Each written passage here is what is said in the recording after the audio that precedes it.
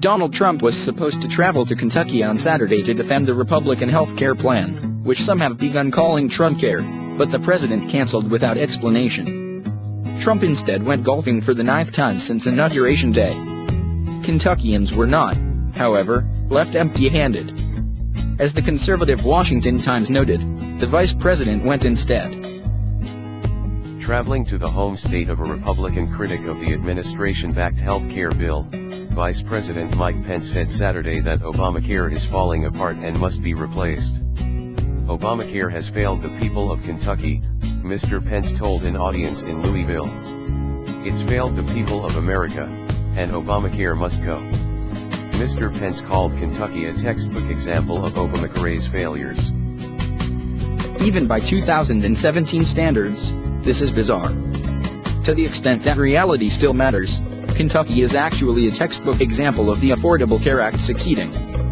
As regular readers know, under Governor Steve Beshear's leadership, the state's success story has served as a national model, watching its uninsured rate drop from 20.4% to just 7.5%. In terms of state-by-state improvement, the Bluegrass state is tied for first, the best turnaround in the nation. Pence pointed to increases in premiums, but premium hikes were common before Obamacare became law. The vast majority of consumers aren't seeing sharp spikes, and the Republican plan Pence was in Kentucky to promote will very likely push premiums even higher. All of which suggests Pence was trying to deceive his audience with rhetoric he should have recognized as false.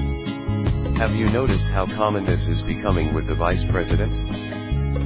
Usually, when we think about the Trump White House and dishonesty, we immediately think of Donald Trump, who lies with such unnerving frequency that some have questioned his mental stability. By comparison, Mike Pence may look like a Boy Scout. But looking past the Trump comparison, Pence's recent departures from the truth are starting to pile up. Pence's claims about when he learned about Michael Flynn's work as a foreign agent, for example, clearly aren't true. This followed related claims from Pence about Flynn's communications with Russia that have already proven to be false. The vice president believes he was the victim in this case of someone else's lies.